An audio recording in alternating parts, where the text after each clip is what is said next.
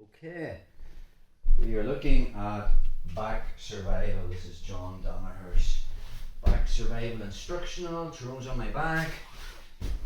So obviously, more than likely Tyrone will want a harness, right? So obviously the right arm will be the choking arm, which is the one I need to be aware of the whole time. The left arm, the underhook, is the controlling arm. So again, I want to keep the control of the choking arm details perfect. I want inside thumb position, okay, with my left hand. Anytime Tyrone's choking with his right hand, it's really the right arm. My right arm would be the secondary arm. The main defense against Tyrone's right arm in this case would be my left, the cross grip arm. I want thumb inside, and that's a C grip on the wrist, and I'm covering the hand. Any stage during the survival, I don't want to be here. If you can see Tyrone's hand, there's more of a chance he can choke you out. I want to be covering that whole knuckle line. From there, the secondary grip is a thumbless grip, 4 fingers coming over, and I'm pulling down, and I'm constantly trying to. Tyrone wants to get his right hand on my left shoulder. I want to be pulling his right arm down to my center line. That is the ball.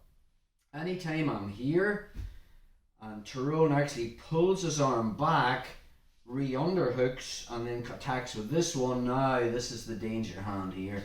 So the first part of the drill is, when he goes to choke with his right hand, there's my grips. Okay, if he pulls it back, and he comes in with this one, now I'll switch my grips again. So again, this time my right hand is the primary hand, thumb inside, covering the knuckle line, left comes up, that kind of pull up grip. He pulls back again, and it's just this. Okay. Anytime I feel it pulling back, I don't follow it. I'm already waiting on that grip there. So that's the first part of the drill. Second part of the drill is, say he comes over again. Tyrone's goal will be, with the underhook hand, he'll be looking to come around and strip this off. So he'll wipe from the thumb, and then his hand covers my hand. Okay, so now the primary hand that was here is going to slide down to the end of the lever. So my 4 fingers is going to cover his thumb. And again, I'm always pulling back to keep Tyrone's right hand to my center line. Now I can re-pummel with this hand. As it comes in, I get inside thumb position, and my secondary hand moves back from the primary hand position back to the secondary hand. So again, he uses his underhook to strip that grip. Once he's there, I want to be at the end of the lever. I come down as a thumbless grip over Tyrone's right hand with my right hand. I re-pummel, come back in, and then I make that grip again. So we're here. Okay. Another thing we want to be thinking about, that's just what we're doing with our hands. Anytime I am hand fighting from here, I'm putting my right ear in my right shoulder. For Tyrone to choke me out, he wants connection. He really wants his right bicep connected to my right jugular. So that's going to be difficult if I'm here. Going over. He hasn't got that connection. So anytime we're here and I start to feel his bicep filling that space, okay, I'm going to be constantly putting my right ear, okay, on my shoulder from this position here, and I'm constantly pulling that down. The third part of the drill is, let's just say Tyrone's choking with this hand, and maybe he strips it off. I slide down to the end of the lever, but he happens to get his hand up to my shoulder. Really now, my right hand and his right hand is not going to help me. So I will pummel to free this. Now my left hand comes in and just finds the thumb. And now I'm bending his hand back, sliding my secondary hand down, and then I use my secondary hand to pull it back to my center line. Then my left hand comes in and he make those grips again.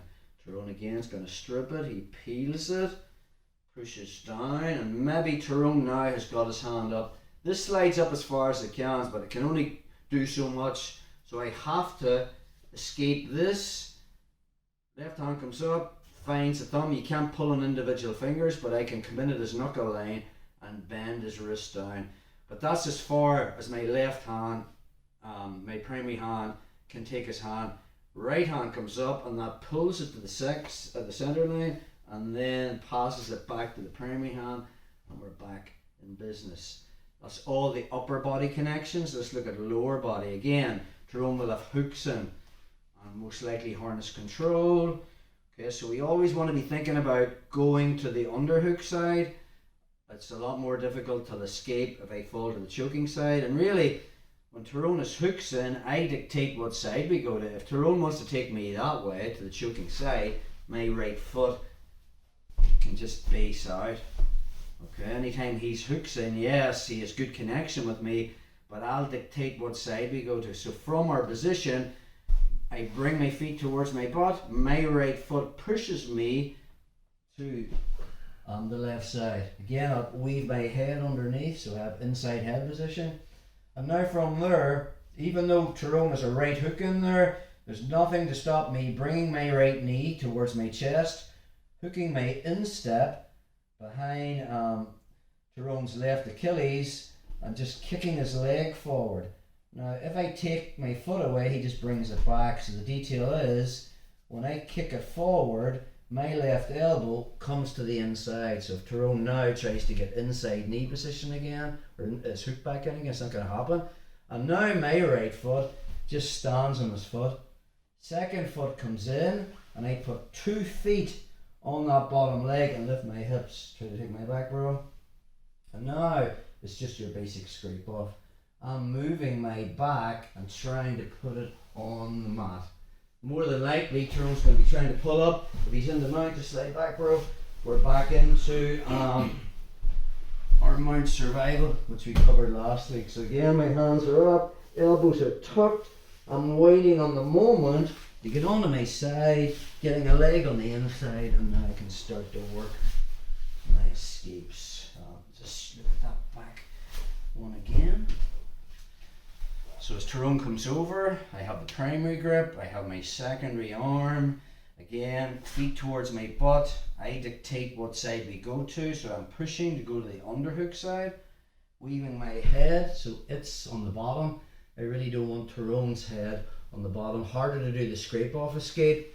So as I'm falling, I'm already weaving my head to the bottom. Okay, once I'm there, even though he's his hooks in, there's nothing to stop me bringing my right knee to my chest, and now I can hook my foot behind the bottom foot hook. I can kick that off, but now from there, Tyrone can just put it back in again and once I take my foot off. So I kick it off, and I bring my left elbow to the inside. Try to put your hook back in again, and now my foot presses on the bottom hook. Second foot presses, I lift my hip, and now from there I'm trying to get my back on the mat. Again, linking this to previous stuff we've done before. Tyrone wants to mount, I push him away, fill the space, and then the single leg X, and then we can start playing our game from there. So that's all our basics for rear mount survival.